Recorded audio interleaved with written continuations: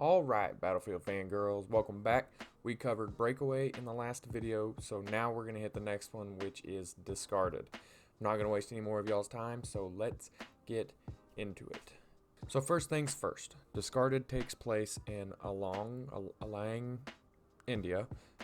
Fun fact, the reason we see so many abandoned and beached ships in the trailers and the concept art for this map and kind of what this map is based about is because Alang, India is the world's largest ship graveyard. Every year ships from around the world will sail to Alang, and at high tide they will wash up on the beaches, and then when the tide recedes they will be left there on the shorelines in the Gulf of Combat and await demolition and recycling. These shipyards are responsible for recycling approximately half of the world's ships. So yeah, it makes sense now why we would be fighting inside and around these abandoned ships. So now, let's read what the official Battlefield 2042 site has to say about Discarded. This is what DICE has to say. Discarded. Alang, India. Along a strategic section of India's west coast, colossal ships stranded on the beach are being stripped for parts. Fight among the hulls of these behemoths while adapting to deadly storms. And so there we have it. Based off the description that DICE just gave us, we kind of have an understanding of what the dynamic weather event is going to be for this map. It's going to be severe storms. Are these storms going to be like thunderstorms with tornadoes, or are they going to be more like tsunami type, hurricane type storms? Don't know. Okay, so the very first look we get at Discarded is actually in the reveal trailer when the tanks roll up blasting away at the enemy tank, and then it cuts to the scene where we see those demolitions being triggered and the side of the ship is being blown open.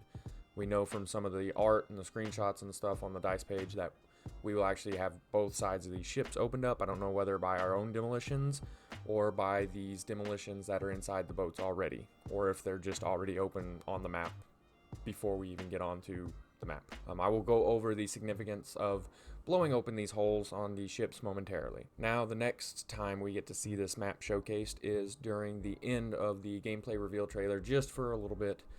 Again, we get a look at this map with a tank. DICE seem to be hinting at the fact that this may be a really tank-focused map, similar to Panzerstorm from Battlefield 5, but that's just my highly uneducated guess. Taking a closer look, we can see that this tank is in fact bobbing and weaving in and out of the bullshit by utilizing the large debris created from the scrappers recycling the ships, I assume. You can see it right there in the map, just sticking up out of the ground. Looks like it's great cover for tanks, which means it's going to be fantastic cover, mostly from the aerial vehicles for the infantry players. Speaking of which, we see multiple air vehicles in this snippet, as well as tons of those infantry. So just like Breakaway and all of the maps in BF 2042 launch or DLC ones when they come out, they will have multiple sectors with multiple flags inside of them.